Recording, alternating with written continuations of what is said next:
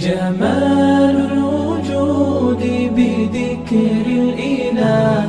وتصفو الحياة الحمد لله رب العالمين، والصلاة والسلام على أشرف الأنبياء والمرسلين سيدنا ونبينا محمد بن عبد الله وعلى آله وصحبه وسلم تسليما كثيرا. وصلوا وسلموا على خير البرية محمد وحدها صلاة تبارك فيها مسكا ومندلا وتؤذي على أصحابه نفحاتها بغير تناء زرنبا وغرفلا. أما بعد، السلام عليكم ورحمة الله وبركاته. إخواني في الله، إن شاء الله تبارك وتعالى حنوفرنا حفلتي أن أمسو ختميني دوري نوسو سرعتي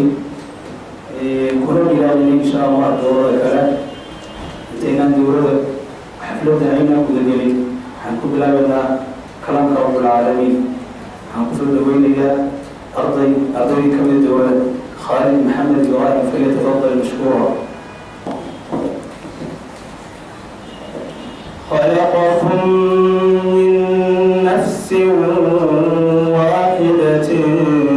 ثم جعل منها زوجها وأنزل لكم من الأنعام 8 أزواج يخلقكم في بطون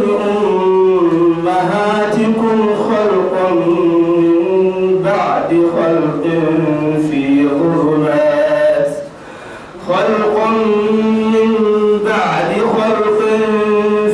ظلمات ثلاث. ذلكم الله ربكم له الملك لا إله إلا هو فأنى تصرفون. إن تكفروا فإن الله غني عنكم ولا يرضى لعباده الكفر وإن تشكروا يرضه لكم ولا تزر وازرة وزر أخرى ثم إلى ربكم مرجعكم فينبئكم بما كنتم تعلمون. ثم إلى ربكم مرجعكم فينبئكم بما كنتم تعملون. إنه عليم بذات الصدور.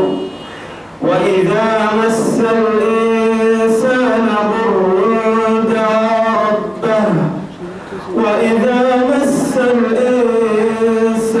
ضر دعا ربه منيبا إليه ثم إذا خوله نعمة منه نسي ما كان يدعو إليه من قبل وجعل لله أندادا ليضل عن سبيله. قل تمتع بكفرك قليلا إنك من أصحاب النار. أمن هو قانت آناء الليل ساجدا وقائما يحذر الآخرة ويرجو رحمة ربه. قل هل يستوي الذين يعلمون والذين لا يعلمون؟ قل هل يستوي الذين يعلمون والذين لا يعلمون؟ إنما يتذكر أولو الألباب. على مر الزمان تألقا وأضاء للدنيا طريقا مشرقا وهدى من الرحمن يهدينا به للصالحات وللمكارم والتقى. نزل الأمين به على خير الورى والوحي كان منجما مفرقا. إخواني في الله سبحانه وتعالى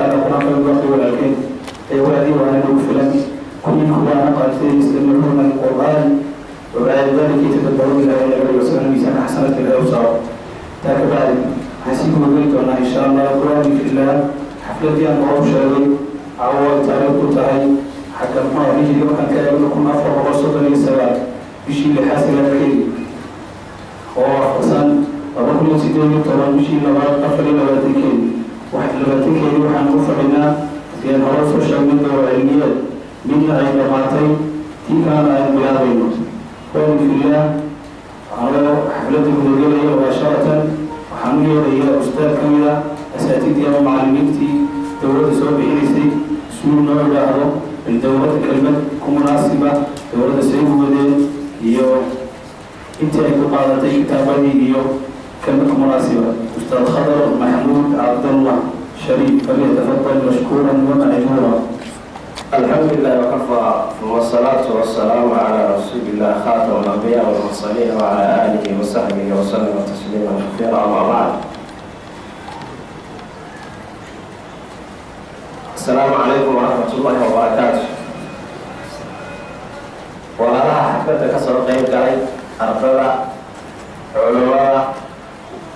dhammaantii waa mahadsantii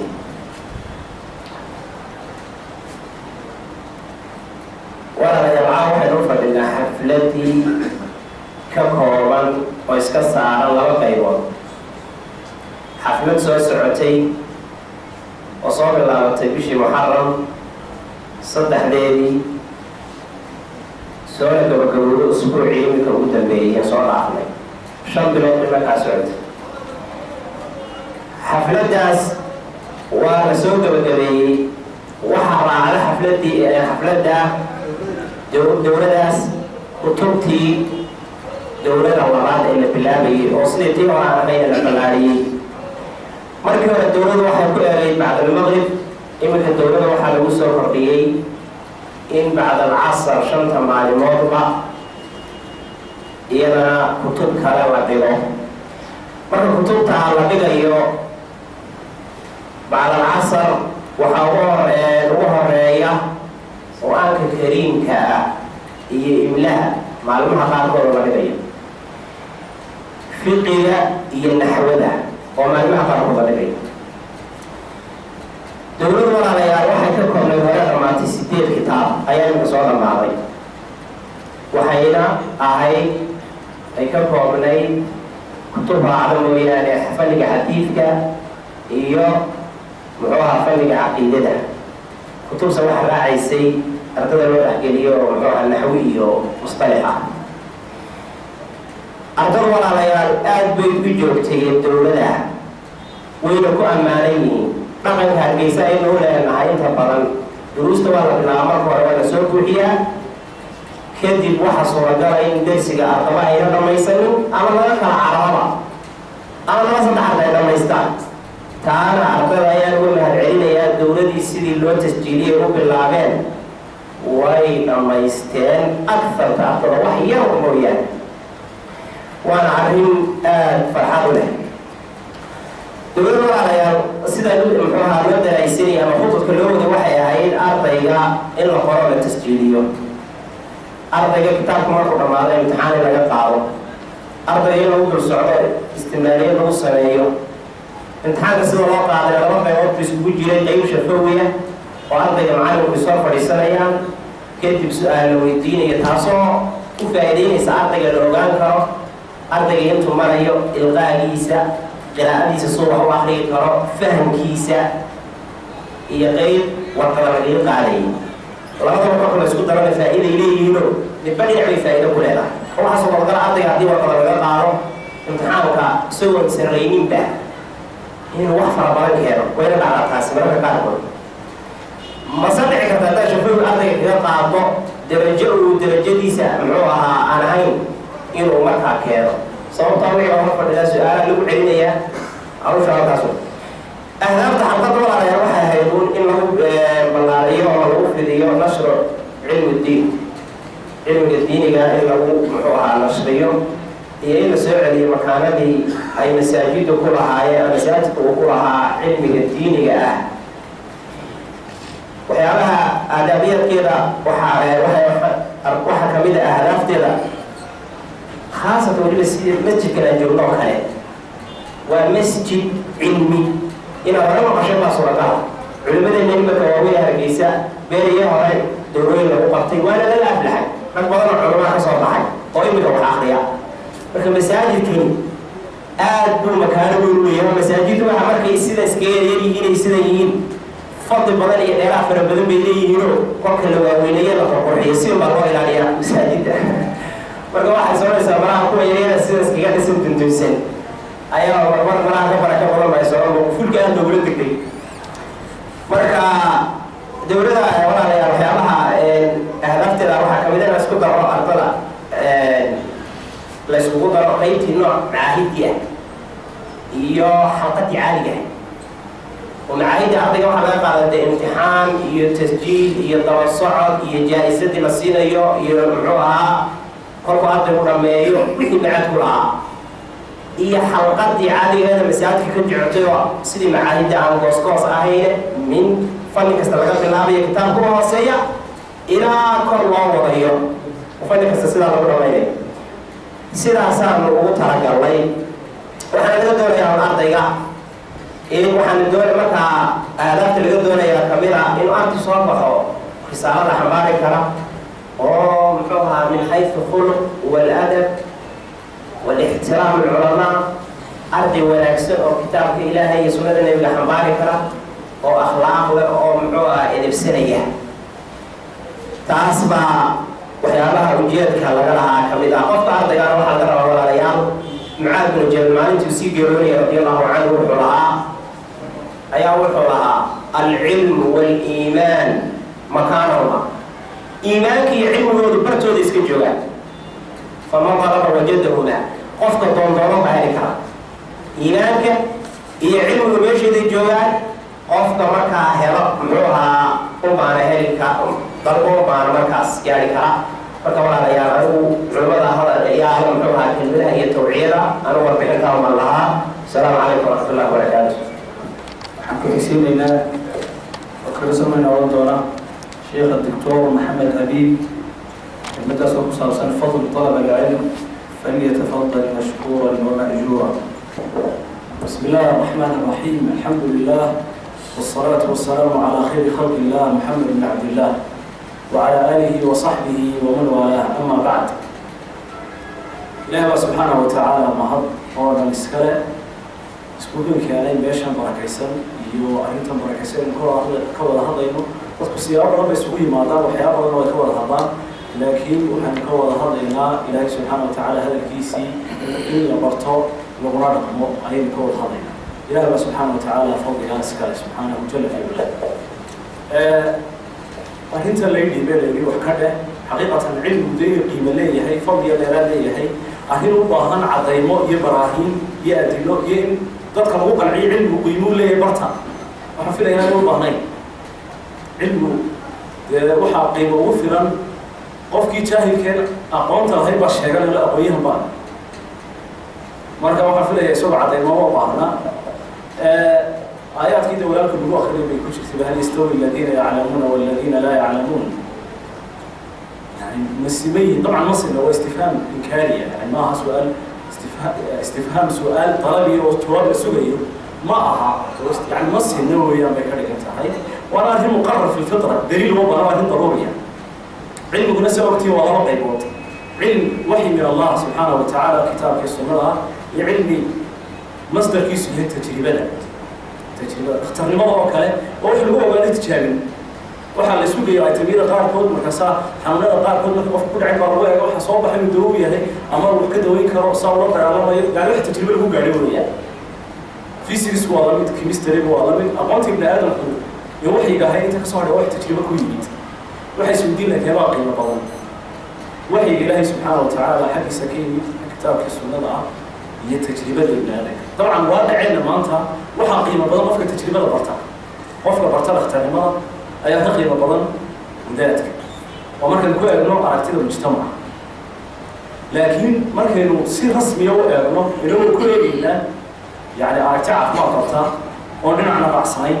dabcan horta way iska hor imanaya marka la kala fadilayo labada shay markay is qabtaan ayaa la kala hormariya maya dabcan iska hor iman maayaan labadaba waa loo baahayay لكن كيف قيمة طبعا وحي لا قيمة سواء تطهي waxaan tajribada lagu gaari karin ayuu waxyigu ka jawaabaya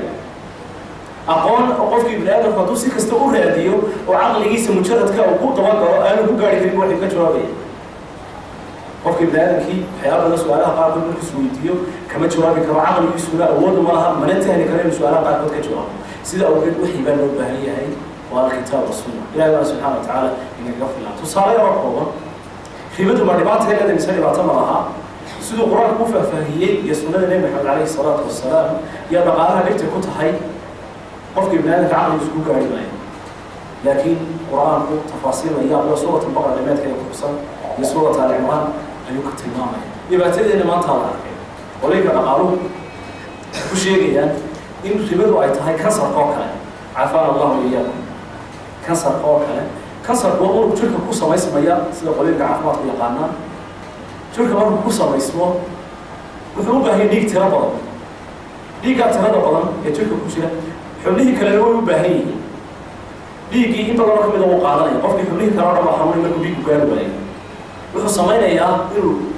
marba marka dambaysa isagu sii weynaado oo weliba u tarmo mutawaaliya handasiya waxay dhahdaan mutawaaliya xisaabiya ma waaxid itnain talaata arbaca ma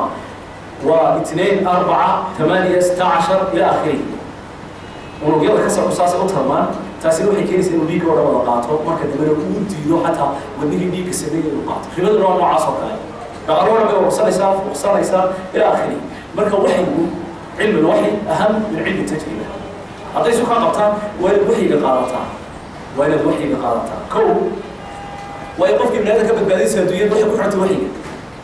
waman acrada can dikrii fa ina lahu maciishatan danka wanaxshuruhu yowma alqiyaamati acma sidoo kale badbaadada aakhirana cilmiga waxyiga ku xirtay ugu dhaqankiisa inaad kitaabka iyo sunnada barato ood ku dhaqanto ayay badbaadada aakhirana ku xiran tahay inamaa yakhsha allaha min cibaadihi alculamaa sidoo kale cilmiga waxyigu wuxuu saxayaa akhtaada ibni aadamku ku dhaco ee tajribada ku saabsan dabcan lama soo koobi karo waxyiga iyo qiimaha uu leeyahay run ahaantii ee waxaa loo baahan yahay qofka baranaya inuu cilmigan qiimeeyo kitaabkii sunnad barataa cilmigii ka tafarrucay baad barataa qiimee sheekha dhigaya qiimee sheekha dhigaya waxaa laga maarmaan gudhiisu inuu isqiimeeyo uu iskaraameeyo oo ogaado inuu dhigayo wax adduunkii ugu qiimaha badnaa ee la dhiganayay waxaa kaloo laga maarmaana suu cilmigu u hina qaado oo meel walba ugu gaaro waxyiga ilaahay subxana wa tacaala meel walba ay dadku ugu iftiinsadaan waxyigu waa iftiinka qofka hadduu waayo duu damaya waxaa la yaqaanaa is waxba aragtaa haddii la kala baktiyo qofka ibnaadamka caqligiisu waxba arki maayo haddii waxyiga uu waayo sidaa awgeed mujtamaca waxaa laga maarmaana inuu waxyiga iyo cidda dhigataa iyo cidda dhigaysa inuu intaba qiimeeyo haddii kale cilmigu hana qaad gaari maayo qolayka jabaanka aqoonta maadiga dabcan waa dad wathaniyiina laakiin aqoonta maadiga meel bay ka gaadheen hore ka gaadheen markii la weydiiyey maxaa ku gaadheen waxyaabahay sheega waxaa ka mid ah in la qiimeeyo dadka dhigta iyo waxaa la dhiganayo iyo cidda dhigtaba in la qiimeeyo inta macallinka la quursanayo makaan ijtimaaciya aanu lahay inta ardayga cilmiga sharcigaa baranaya la quursanayo meel gaari maayo cilmiga sida awgeed badbaadadeeda waxay ku jirtaa cilmiga waxyiga oo la barto oo dadka baranaya la qiimeeyo ka dhigayana la qiimeeyo wasala allahu wasalam calaa nabiyina sheekh waxba ka nooqeyn maayo isaga inoo dhameeyey fadliga cilmigu uu leeyahay sayf isxaaq alfiirina waa kii lahaa inankiisiina kula dardaarmayay abaa bakrin dacwatuka low ajabta ila maa fiihi xabduka low caqalta ilaa cilmin takunu bihi imaaman mutaacan in nahayta wain amarta wayajlu maa bicaynika min gishaaha wayahdiika ariiqa idaa dalalta ilahi subxaana wa tacala saw sheekhu noo sheegay kuwii fahma inay ku jirto sharaftooda iyo cisigooda diinta iyo barashada cilmiga haynaga dhigo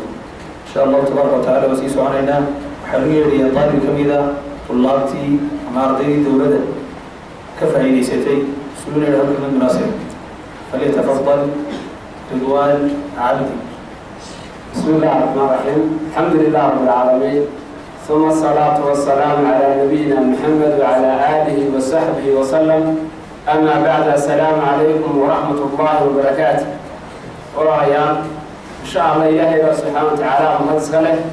إلهي نور بلاوي دورة داسي نوع عافمال قبنا نوع لميي نوع عافمال قبنا والحمد لله وحيلا يوم هرجو أنا أقول ليا عافك طلابة أما عقيدة وحنم هالنقلنا معلمينتي نوصل دورة ديتا طور كاتلوت شن كاتلوت مريحة لورو معلمينتي نوصل عيال مهد عندنا أنا حبيت المجهد hal habeenna macallimiin jiray taasna waxay sheegaysaa xiisaha inaga qabaan macallimiintu inay wax baraan baarakallahu fiikum ardada waxaan leeyahay hal kelmid oo ah in lagu samro cilmiga haddaan lagu samrin oona loo jilba loo aasanin la baran maayo cilmiguna wuxuu leeyahay meeluu ka bilowdee meeluu ku dhammaado ma yeesho meel ku dhammaado ma yeesho markaa dooro ayay noo sii gudbinaysaa maasha allah ina wadda noo dhamaatay mid kale noo bilaabmaysa taa kale noo bilaabmaysana waxaan insha allah inaga rajaynaynaa inaan ku samirno waxaan rajaynaynaa insha allah inaan ku samirno oo jilbaha aasanno oo dadaalkeennii hore kasii kordhino dadaalkeennii hore maadaama marka aan yaryarayn dib baan waaweynaanay cilmi sara la gudbaya markaa cilmigaas sare loo gudbayo waxay u baahan yahay dadaal ka badan inaan inagu dhexdeena muraajacaysano haan soo akhrisano haan xifdino haan isku dayna inaguna sida macallimiinteenu u gudbinayaan inuu beri ka maalin nagu sii gudbino oo darsigan aan dhiganay hore ayaynu iloobine oo arday walba uu isku dayo masaajidkii xaafadooda inuu ka gudbiyo cilmiga aan lagama weynaado waxaynu u jira odayaal waaweyn wax baranaya waxaan leedahay odayaashaana baarakallahu fiikum ku samra odayaasha kale qayrkiina hayna wadaan baarakallahu fiikum ku dayda waxaan sheegan lahaa wadada odayga in la kiciye aniga madaxa sheekh cabdiraxmaan ne odayaasha waa in la kiciye biyaan lahayde waxaan leeyahay odayaasha masaajidkana cilmiga hala barto maadaama waliba la bilaabayo cilmiga qayb ibtidaa'iya oo hingaada iyo qur-aankiya waa laabudda qofku inuu qur-aankaas ka soxo maadaama tukanano oo dad musliman nahay waxaan leeyahay jamaca masaajidka gaar ahaan odayaasha yartaba baarakallahu fiikum jaaniskaan ka faa'iidaysano jaanis muhiima weeye fursaddu waa markaad garan weydi iyo markaad gaadhi weydi haddaad markii hore garan weyday cilmiga hayina ku dhaafin baarakallahu fiikum waxaan leeyahay macallimiintana jazaakum allahu khayr waxaan inagu aabaa cilmi heli mayne waxaan leeyahay insha allah bidillahi kariim ilaahay baa maalin aan maanta ahayn inagu abaacin doono baarakallahu fiikum ku samra ilaahay subxaana watacaala cimriga iyo cilmiga waxay inay barakeeyo awlaadaba waxay naga rajaynaynaa insha allah khayr aan sii socon doonaa insha allah waxaan u yeedhayaa iminkana uu kelmad inoo yidhaahdo sheekh cabdirasaaq xasan oo inoola doono kelmad ku saabsan makaanatu lmasjid fi xalaqaati ilcilm anigu masjidku leeyahay in cilmiga lagu barto oo laga dhigo manbac iyo makaan aqoon cilmiga lagu barto inuu yahay masaajidku kana ku munaasib insha allah ayaan isagana siin doonaa falyatafadal shaykhuna mashkuura wa majuura. بسم الله الرحمن الرحيم الحمد لله رب العالمين والصلاة والسلام على أشرف الأنبياء والمرسلين نبينا محمد وعلى آله وصحبه أجمعين ومن تمسك بسنته واهتدى بهديه واقتفى بآثاره إلى يوم الدين وبعد إلهي سبحانه وتعالى معلمنا نعمة وين maaragtay aad iyo aad u qiimaha badan inuu wafajiyo ka qiimaha badan meelo badan oo dad wada isugu yimaadaan oo ilaa arrimaha lagu karfaynayo waxa weeyaan goobta waa ka qiimo badan arrinta lahayaana ka qiimo badan saa darteed in ilaahi subxaana watacaala lagu mahad celiyo waafajinta ilaahi subxaana watacaala ina tusay in ilaahi subxaana watacaala inuu ziyaadiyo inuu galansiiyo lama mahad celiyo kale kolka u dhumacdhigay arrintaas u taagan habeen kasta u dadaalaya u naqaana casharada diyaarinaya ardayda as'ilada ka weydiinaya tamaariinta ka saxaya runtii wakti ay yaraatayba xalaqaadkii cilmiga ahaa majaananta ahaa masaajidda lagu dhigayey lasoo fadhiisanayey ardayda loo akriyay kutubta ayaguna muraajacaysanayeen masaajidka ay cabaar fadhiyayeen macallimiinta kaga horeynayeen ay kaga dambeynayeen aada u yaraatay marka runtii waxaa mahad ballaaran badan marka culimada ah ee arrintaa inoo soo celiyey inuu shicaar ka dhigtay laa salakum calayhi ajra waxba weydiisan bayna ardayha saas loo dhowta kul waa shicaarkii ambiyada ilaahi subxaana watacaala dacwadda ay khayr ku wade markii meesha adiga la kiciyey isagoo kutub tafsiir ama axaadiista dhiganaya layidhi soo qaad hawsha way xumaatay marka baaraka allahu fiikum arrinta ilaahi subxaana wa tacala waxaa ka baryaya inoo siyaadiyo intaa kadib kaalinta masaajidku ku leeyahay diinta barashada waa maaragtay wax qarsoon maaha waxaa mudan oo runtii in la sheego aada iyo aada sidaa waageeda ka dhawaajiyeen masaajidka inuu ka duwan yahay masaajidda magaalada si gaara ayuu iga duwan yahay waa masaajidkii ugu horeeyey taariikhda aan ka maqlay xadathana halkan u sheegtay fadhiyo dhowr iyo sagaashankii kitaabku akriyay markaa lagu sheegay sunan abu daauud inuu yahay waxa weeye mahaantu sita ama kutubu sunan kitaab ka mid ah halkaa ka akriyay sheekho qoshaa iyo maaragtay akriyay oo nimo badan oo maartay wadaado oo magaalada hadda ka wada muuqa ay dhegeysanayaan ayaa ama soo gala waa halkaas ka fadhiisan anagu dhalinyara sida markaa waxyaabaha masaajidka ay leeyihiin ee baraka allah ka mid ah horta arrintaas iyo muuqaalkaas inuu leeyahay soo jiidasho gaar masaajid ilaahay oo laga akriyaya cashar cidi ku diidi mayso in yar dhageysataya ama halkaa maraya wakilkooda laga soo doonaya intaad soo fadhiisato maartay hal xadiid ka dhageysataya qisada markaa meesha maartay weeraysaya wuxuu laga baraka badan yahay waxaa la koobi karin meelada kale ويقولنا ولا يستشفى حق البقاء الله سبحانه وتعالى أنتم لا أولا هل هو مجعل ومسجد مركب علم يشرع عليه إلى هيك شيء يقول له وعصر معي قيمين مسجد كلها فعلمنا ولا تاريخنا النبي عليه الصلاة والسلام برضو الجنودي هل كيلو مكبر علينا يحكي يسيقون من المساجد كلها وحد أكسا hawshaas waa hawshaas lama bilaabin ee la leeyahay waxay socotaa intabashadooda waa ka amar taqan bilcams shay waxay markaan ka fadhinay ee dowladda bilowgeedii ogaada markii shan bilo laga wadaajiyey waxay dhici doonta intaba waa inta shan bilood kasoo wareegtay asbd waa saas waqtigaa uu sheekhu sheegay waxaa kasoo wareegay dhowr iyo labaatan saac sheekhu sheekhdilada ka akriyay allaha dhowreere sidii weliba akriya durusta ogtiine dhowr iyo labaatan sana kasoo wareegay laakiin suuradii maalinta uu casharka ku akriyayay way sawiranta waxaan is leeyahay haddaanay maaragtay imanka la dhaafin masaajidka wuxuu ahaa masaajidka u duruusta badan ee laga akriyay welina uu yahay laa haddii loo tiriyo kutubta waaweyn ee islaamka ee muctamadka ah hadday yihiin axaadiisi hadday yihiin mafiqi inta jeer inta kitaab lagu akriyo ilaaha subxaana watacaala ka bayyinaa uu halkiina gaarsiiyo halkeenu laakiin waa inu noqdaa halka ah inaynu gaadhno kutubtaa waaweyn ee culimadu akriyayeen ee fiqiga maaragtay xoogay la socdo oo minhaajka irshaadka loo dhawaado oo maaragtay axaadiidta la socdo oo loo dhawaado sunadii saxiixeynka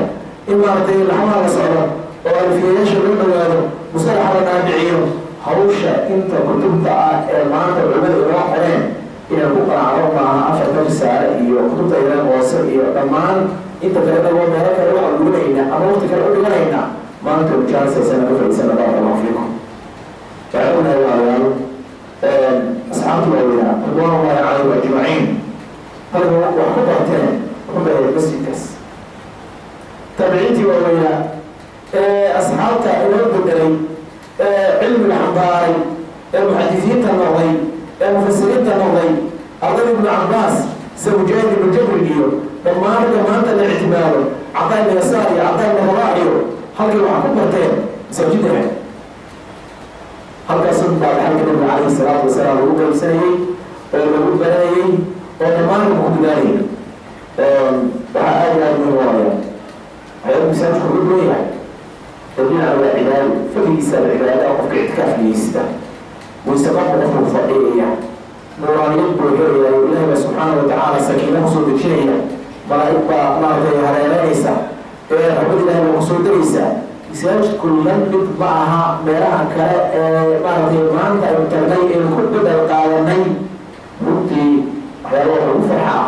in dib loogu socdo cilmigii sharciga ahaa masjidka akhlaaq baa laga faa'iidaya walaaltinimada baa kordhaysa tacaarufka isbarashada baa badanaya dadka aan ka xidhnay oo wada furan yahay وحيا المقصود بكلمة كلمة الله فضل إلى كعلمت ومساجد كل يعني ورشاد علم شرعي سبت الله يعني وقت رسوله runtii maanta alxamdulilah haddii mar guushaas ila sogootay inaan ku faracdayno oo iyadoon cidi ku qasbaynin oo maaragtay cidi ku soo ereynin cidina kaa ereynin adigu intaad istirta aad soo doonato cilmi sharciya oo ilaahi subxaana wa tacaala aad ku caabudayso diintaada ku ogaanayso ummadaada u hiftiyayso waa sharaf wey waa sharaf adduunyo waa sharaf aakhiro ayaan hadda kusoo noqonaya caalamka oo dhan way uqata waxyaabaha aadka loo xasuusto waxaa kamid ah xaameyn alxaameyn ashariifeyn in loo soo celiyey marka la arkay diintiisa dadka uga socda jaamacaadkii magacyadii la sheeganayay in layska wada qaadanayo in markii la ogaaday maxaa qaldan in cilmigii laga rabay meeshii loogu talagalay waxaa loo soo celiyey oo ri'aasada xarameynka hoos yimaada macaahid la yidhaha maxadulxaram almaki iyo maxadulxaram almadiini waa wada xarameyn weyn saasaa loo fadhiyaa dhulka macalin kursi buu ku fadhiyaa wuu u celcelinayaa su-aalahay weydiinayaan waa fasallo waa xaramu maki oo maaragtay aday waajibbayada subaxii xaamirayaan laba iyo tobankaa deganayaan culimadu waxay dareemeen qiimihii u lahaa iyo tayadii u lahaa masaajidka wadankiinan maanta inta wax sheegaysa ee culimo ah ee la dhegaysanayo ee maaragtay ummadda u jawaabaysa ee diinta laga jahal saaraysaana badankoodu waa raggii masaajidaasu jilbuhu ruxeen ee maaragtay lagu halaagi jiray ee maaragtay culimada ka faaidaysan jiray kurbaa cilmigu markay waxaa kusoo gabagabaya cilmigu wuxuu leeyahay tadxiyad iyo nafqud fara badan hala sabro ragga baranaya iyo ragga baraya iyo dhammaanteenba aynu faa'iidaysano oo masaajidkana ka faa'iidaysano ujeedada markaan leenahay ee fadliga masaajidka iyo kaalinta masaajidka iyo ma aha meelaha kala yimaantay waa meel kastoo cilmiga alaan ka faa'iidaysan oo qofkani lilaahi cilmiga ha u barto aadaabtii sharciga ahayd ee cilmiga loogu talagala waa ilaalo cilmigu markuu diin yahay wuu ka duwan yahay waxyaabaha maantiga waa meel la rabo in akhlaaqday muuqato oo qofka ilaahi subxaana wa tacaala ku caabudayo rabbi ugu dhawaanayo rasuulkiisii sala allahu calay wasalam maxamed ahaa oo uga dayanayo cilmiga waa cilmi la dhaweeya aakhiro waa cilmi darajaad aan ku kasbanayno saasaa ilaahi subxana wa tacala qur-aanka inoogu sheegay inamaa yaksha allaha min cibaadihi alculamaa ilaahi wuxuu baa ka cabsada addoomadiisa marka la eego khashyada dhabta ah waa culimo alcaamiliin diintooda ku amalfalaya ilaahi subxaana wa tacaala xaqa garansiinayo ee ummadda u nasteexaynaya waad arkaysaa raggaas markay masaajidda kusoo baxeen inta shubho iyo maaragtay tashwiish islaamka lagu furay ay ka difaaceen inta axaadiis lagu soo siyaadiyey ee lagu soo dhoodhoomay ee ummadda maaragtay gaashaanka ugu dabaleen inta masale ay u fikireen iyo mufiqiga oo muxarama ay u qoreen inta masale ee luqada carabiga ee maanta ay si basiida oo maaragtay midbadi ka jilicsan tahay ee lagu saareen raxmatullahi cala aljamiic allah wada naxariista dhammaantood walaada udhugaan dadaala insha allahu tacaala cilmigana sabarkiisa iyo aadaabtiisa aan ilaalino wajazakum allahu khayr جزاك الله خير الجزاء إلهي سبحانه وتعالى شيخ أحكام المريم المدى قال به قصاصا كان هذا أوليه هي مسجدكم إسلام كوليه ولي رشاد علمي سأجدكم وإخواني في الله سوف شاكم وشاكي مالك أي تصبح أنا ربي ربحا وماليه علمي إلهي سبحانه وتعالى لو يفتي لي وحيا فرمضان ربي لو كان هلك لو كان وين ويبلو ما بعينك من غشاها قلها إسحاق الليل ويهديك الطريق إذا طللت وتحمل منه في ناديك تاجا ويكسوك الجمال إذا عريت علمه حويا حتى إلى الأرض عنده جاهية طريقة تذكر من طريق المستقيم كان وهو حرم إليه لأن محاجتك عثرات وفق نسب الرحاضة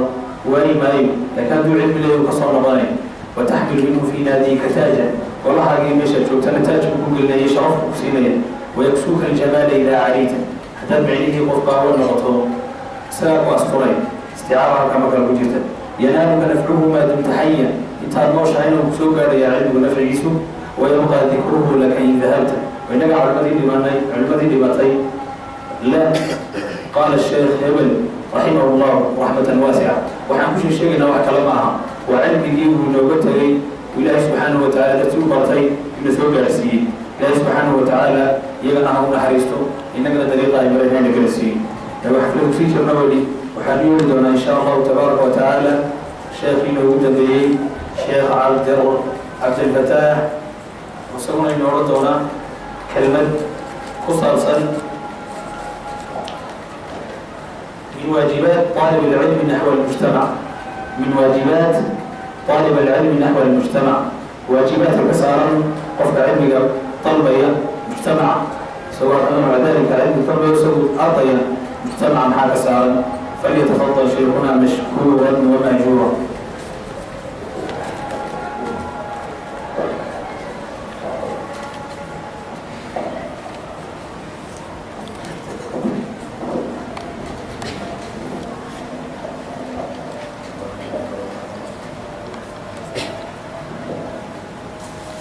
الحمد لله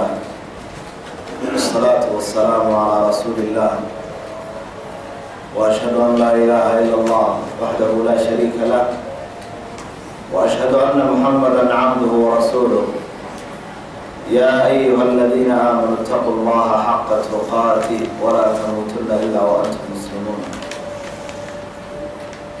أما بعد السلام عليكم ورحمة الله وبركاته. walaalayaal waxaa awalan mahadda ilaahay subxaana wa tacaala nagu soo jamciyey masjidkan innaga oo xaflad u samaynayna dowlada la xidhaayo iyo taa kale la furay. haaniyan waxaa mahad leh culimada iyo macallimiinta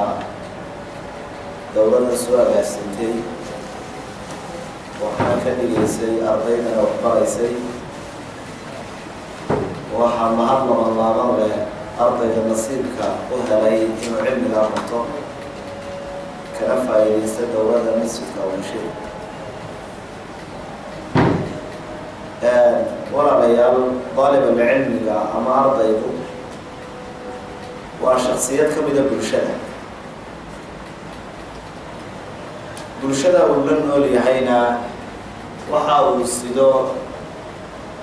inay ka qaadato waa arrin saaran.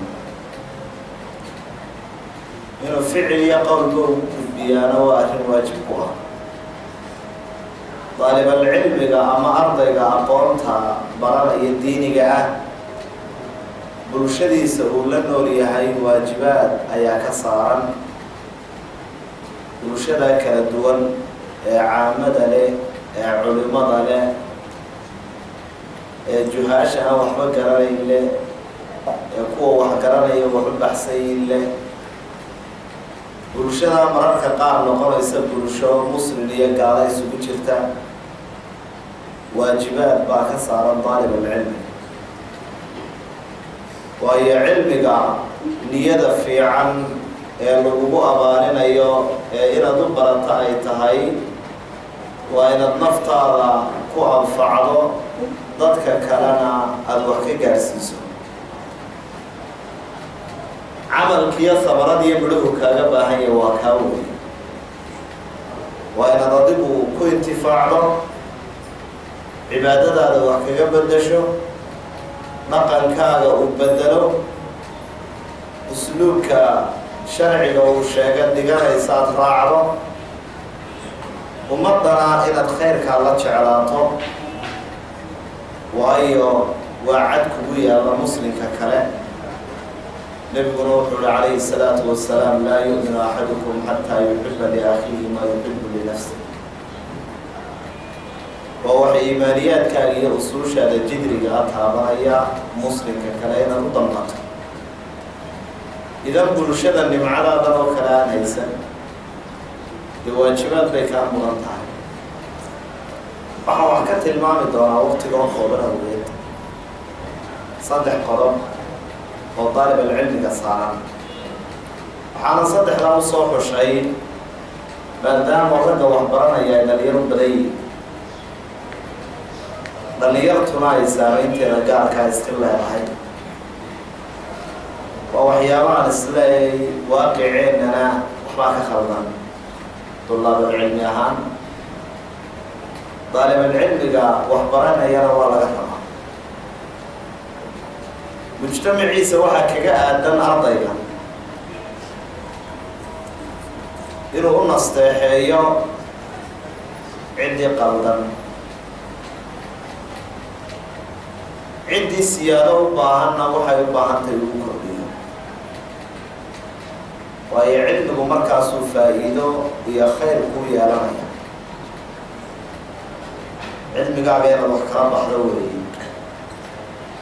يلا وحكرا بحضانا أرادك تيبا بلغوا عني ولو آية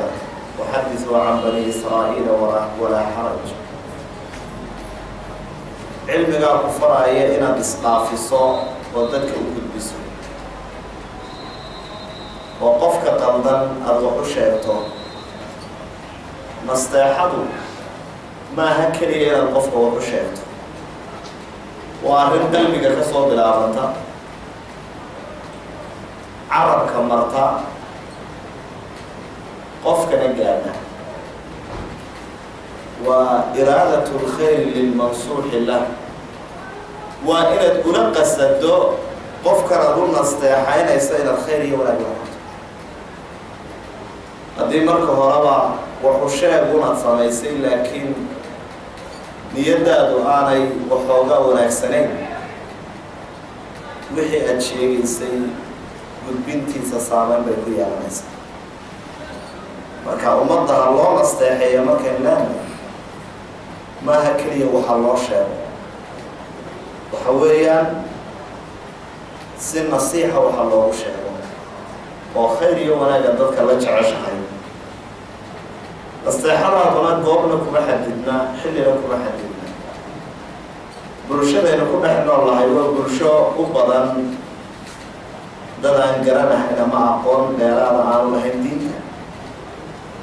حلا جاي أبا مساجد كمان كان صوت الشام دي سلالة وكذا عيد وكل شيء تهيس دي مساجد كمان ما حيعيد وكل شيء تهيس ومن خلط يقع بحد مساجد كذا خس سو قليل دي بدو كل شيء خلاص بنان كي بها بقران حيابا أرض يوم كاسار وحكمنا وإنه نستحيل برشا ويدين تنابا نستحات سيدنا نقول الدين النصيحة والله حسرية حكم كيوا تعريف الطرفين يفيد الحصر ابتدي خبر كيوا ولا معرفي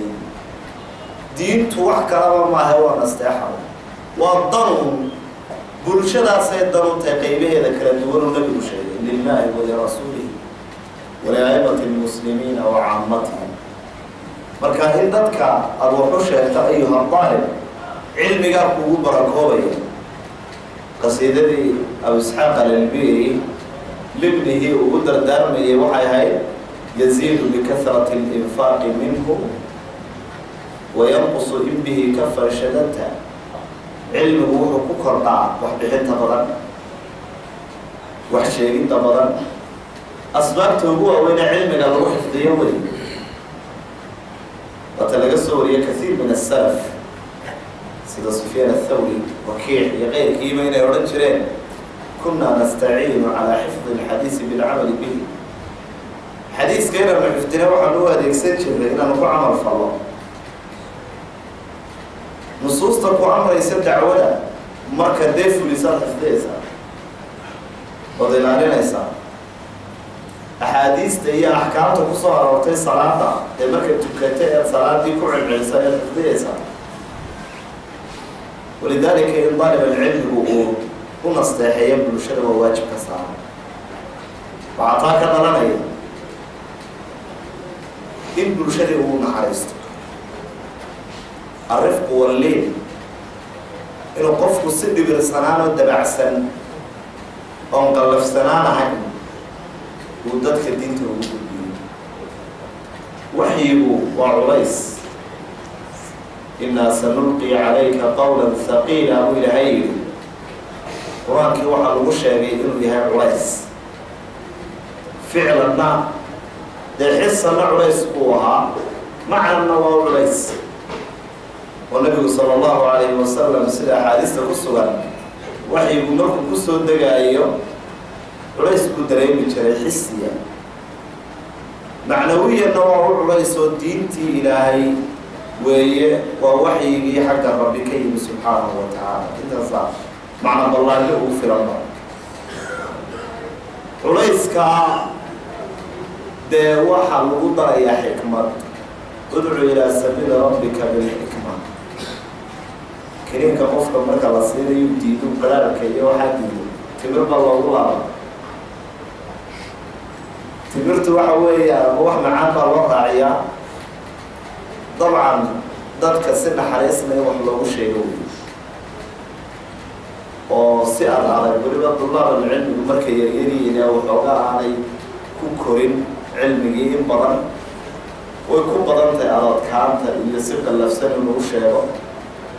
mararka qaar waciidkii adkaaya ku soo arooray waxaan u arkayaa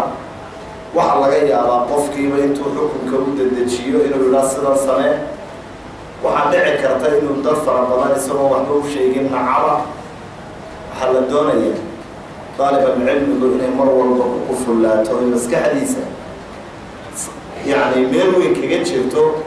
siduu xaqana u diibi laha dadkana ugu naxariisan la sheekhulislaam ibnu taymiya waa ka yidhaa raxmatullaahi calayhi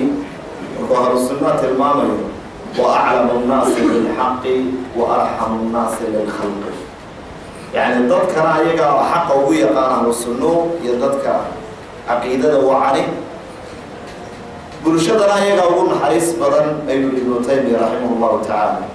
marka aljamcu bayna ixqaaqi alxaqi wa raxmati alkhalqi waa laasim wey inaad jamciso ummadana inaad ku naxariisato ood si dhibirsan wax ugu sheegto xaqiina aad gudbiso taasina waxay ku imanaysaa waa marka fiqi diinta u yeelato dhinacuna aad ka raraa cilmigu kuu koro mar walba haddaba cilmigu waa koraya ee daalibalcilmiga yar waxay leen mar walba waa inaad maanka ku haysata cilmi badan inuu kuu hadho oo kaa dhimo taa haddaad maanka ku hayso wax badan ku dhiiranaysa bulshadana waad u naxariisanaysa ummadda haddaan loo naxariisma way naga kala yaacaysa nebi maxamed baa ilaahay leeyi fabimaa raxmatin min allahi linta lahum walow kunta fadan galiida alqalbi lanfaduu min xawlik ilaahay naxariistiisaa darteed ayaad ugu dabacsanaatay bulshadana dhex joogteen haddaad mid adag akhlaaqdiisu ay adag tahay qalbigiisuna uu qallafsanya ad tahay cidiba kugumay soo hadheen khitaabku nebigu ku socda calayhi salaatu wasalaam nebi maxamed baa saa lagu leeyay qof kaloo aadano oo aan nebiga ahayn hadduu adadkaadana dee maxaad u malaynaysa mayl bacid u soo mari maysaa laga yaaba haddii bulshada ku adadkaado marka waxaa la doonayaa inuu daalibalcilmigu ku dadaalo inuu bulshada u naxariisto qodobka saddexaad aan kusoo dabadeynaya waxaa weeya cadamulcajala daalibalcilmigu waa inaanu degdegin nabigu wuxuu yihi calayhi salaatu wasalaam alcajalatu min ashaytaan walanaa'atu min allah xadiiska tirmidi warinayo xasankana degdegu waa xagga shaydaanka kafiirsiguna waa xagga alla wey inaad ku dadaasho inaad aada wax walba uga fiirsato khaasatan masaa-isha cilmiga ah kafiirsi badan bay kaaga baahanta inaanad ku degdegin bay kaaga baahanta waxay kaaga baahan tahay masaa-isha diintu inaad mar walba naftaada irqaam ku samayso oo naftaada runta u sheegto oo tiraado waxba ma taqaanid ood naftaada ku celiso adigoo xaqiiqatan wax garanaayo waxba ma garanaysid waayo waad dadaalaysaa shaydaankiina waad ka adkaanaysa marka khasladaasina waa khaslad ilaahay jeceliye ashaju cabdilqays muxuu nabigu ku yuri calayhi salaatu wasalaam ina fiika khaslatayn yuxibuhum allahu alxilmu walanaat laba arrimoodoo ilaahay jeceliye ayaa kugu sugan labadaasina waxa weeyaan dulqaadka iyo fiirsashada marka cilmiga in laga fiirsado weeye wixii aada cunaysaba waad ka fiirsataa waad iska eegtaa xaalad arkay ma cuntid mana cabtid masaa-isha diintana inaad ka fiirsato wey axkaamta inaad ka fiirsato wey waxaan facaaga ahayn oo diinta ka mida inaad gasho maaha waa usluubka daalibalcilmiga laga doonayo bulshadiisana uu kula dhaqmaayo soomaaliduna waxay tiraa caanahan fiiqsi loo dhamin hadalaan fiiqsi loo odhanayo caanahan fiiqsi loo dhamin feerahay waxyeelaano way kugu fogaadaan markaa dee way kugu fogaanaysaa hawshana way kula durkaysaa haddaad axkaamta iska badiso degdega badiso ilaahay subxaana watacaala khayrka hayna waafajiyo كل واحد يديه ولا على هاتونا بارك الله فيكم جزاكم الله خيرا أرضيت هذا داران علمك أنا على الصور صلى الله عليه وسلم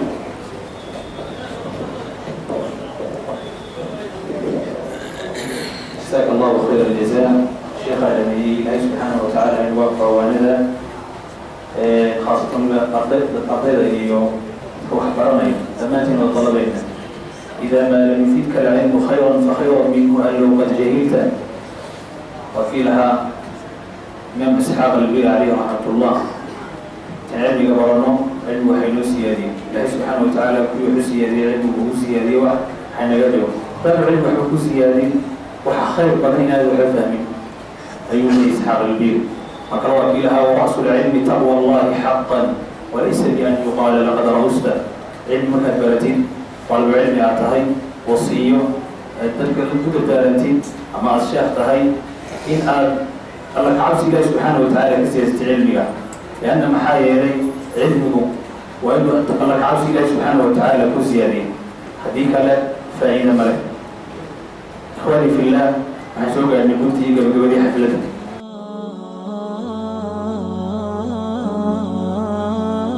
إن شاء الله تبارك وتعالى يمكن أن أعفوك وإنجونا أرضي كمدي أرضيدي دولة وقدوسي دولة لودوتي معلم وهذا شيء سيدة يوسف طلق اليوم أو حنو يدريا أرضي وميرتوية لغوان عربي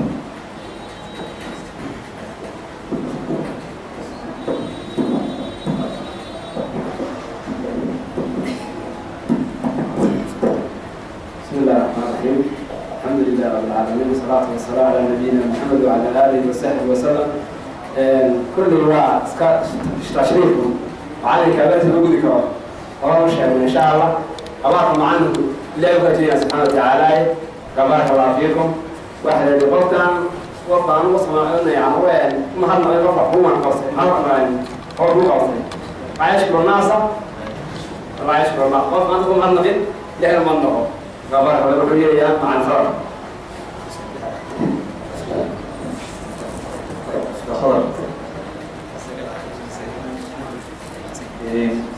أستاذ شيخ عبد السلام صباح شيخ دكتور شيخ خلاص شيخ وكرم الدار شيخ خلاص ده اسمه إنسان إن شاء الله تبارك وتعالى خصوصا كرب حينا معلوماتي جوائزتي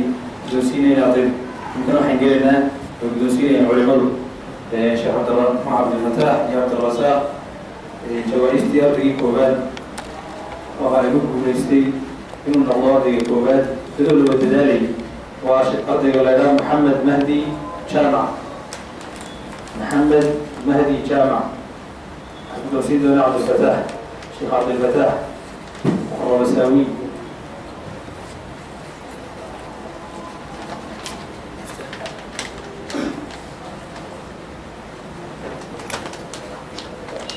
قضي الله وحويا إسماعيل عبد السلام عيسى عبد السلام إسماعيل عبد السلام عيسى شيخ عبد الرزاق والكثير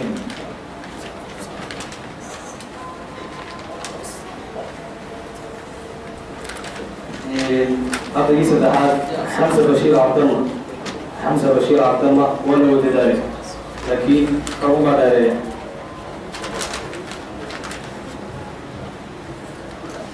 إنها إن شاء الله وحنا نقول ما حفلتي كل يعني دورتي إنه سوسعة شنطة بلوك ونبي لا بني إن شاء الله دورة كله كفاية سوى عن إن شاء الله تبارك وتعالى يهبط أن الله يتوصل بلا بس إن شاء الله دورته. السلام عليكم ورحمة الله وبركاته. جمال الوجود بذكر الإله وتصفو الحياة